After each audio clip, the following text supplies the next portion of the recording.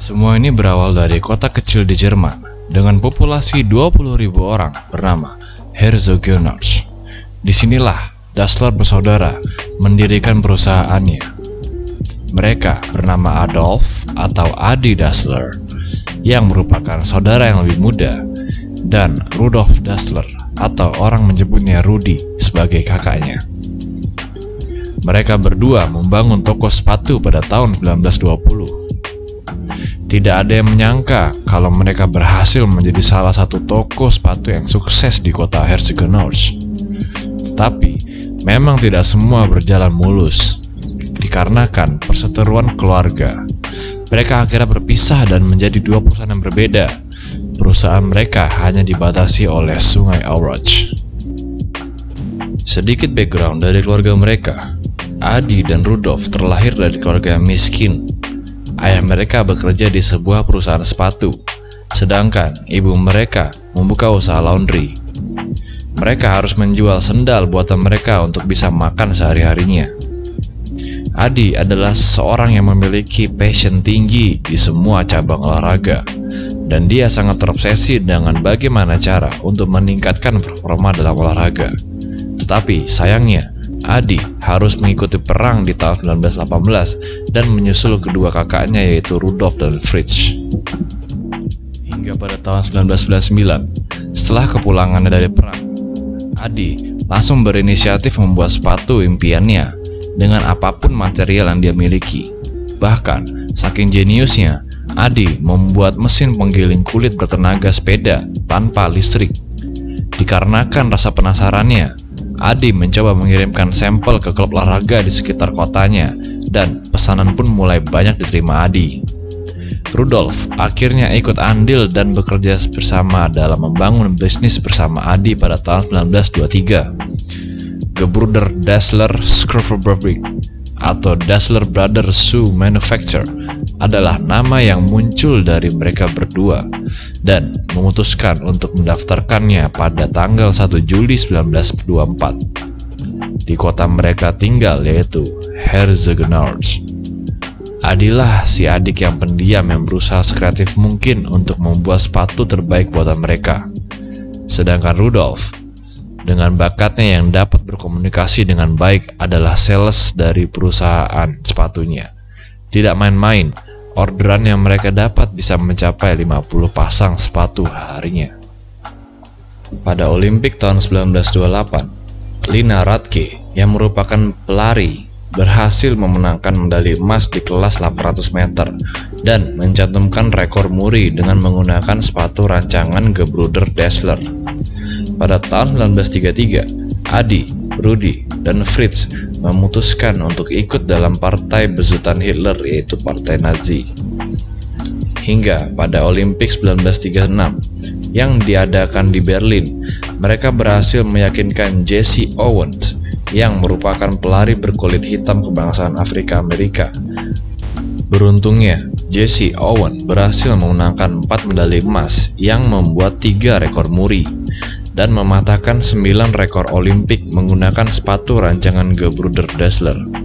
Jesse Owens bukanlah satu-satunya atlet yang menggunakan sepatu rancangan Gebrüder Dassler. Secara total, Dassler bersaudara berhasil memenangkan 7 medali emas, 5 medali perak, dan 1 perunggu, sehingga membuat exposure dari brand dapat merambah ke dunia internasional. Saat Rudi melakukan masa wajib militernya, Adilah yang mengambil alih perusahaan. Adi yang seharusnya menjadi bagian dari wajib militer diberikan izin untuk tetap mengurus perusahaan yang membuat Rudi bertanya-tanya. Rudi yang notabene bagian dari perusahaan merasa ini adalah peluang emas bagi Adi untuk mengambil alih penuh perusahaan. Bahkan Rudi pernah mengecam Adi untuk menutup paksa perusahaan agar Adi ikut wajib militer. Walaupun mereka adalah perusahaan sepatu, mereka harus menyiapkan persediaan untuk perang.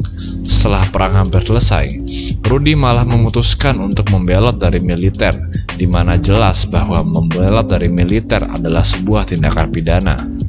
Tapi sialnya, Rudi malah tertangkap dan harus mendekam di penjara selama 1 bulan sebelum elit Liberation pada Mei 1945. Setelah perang berakhir, Rudy masih marah kepada Adi dan tidak terima kalau Adi mengambil alih perusahaan. Mereka juga berujung pada perbedaan visi. Adi lebih menginginkan membuat sepatu yang terbaik, tapi Rudy, yang dasarnya adalah otak bisnis, menginginkan perusahaan fokus ke keuntungan.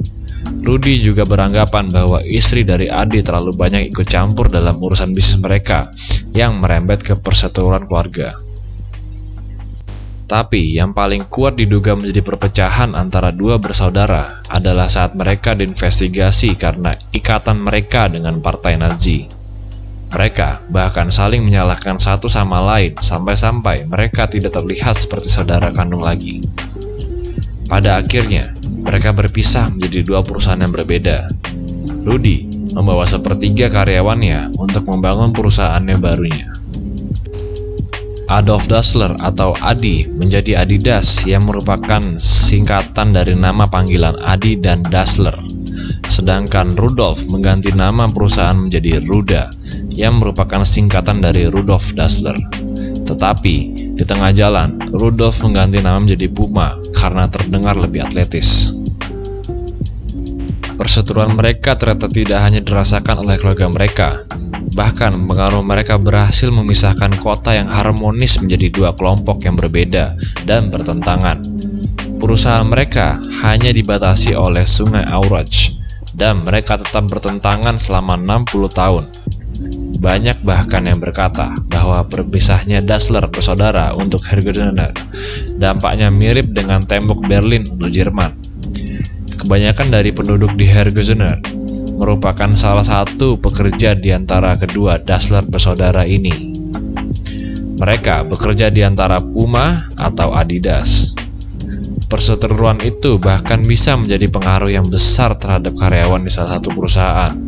Jika kamu bekerja di Adidas, maka kamu tidak bergaul lagi dengan karyawan Puma. Begitu juga sebaliknya. Herzogenaurach dikenal dengan nama The Town of Mad Necks atau kota dengan leher bengkok. Ini dikarenakan setiap orang di sana akan dilihat dulu sepatu yang mereka gunakan, lalu memutuskan untuk menyapa atau mengabaikan. Rasa benci Dassler bersaudara kepada sesama juga terlihat dari banyaknya gugatan yang mereka sedang lakukan selama bertahun-tahun. Entah itu dari desain, style, trademark, dan banyak lagi. Hingga akhirnya, Adi dan Rudolf meninggal pada tahun 1970-an. Mereka dikubur di tempat makam yang sama, tetapi kuburan mereka berpisah sejauh mungkin. Yang menyedihkan lagi, mereka berdua tidak pernah berdamai satu sama lain.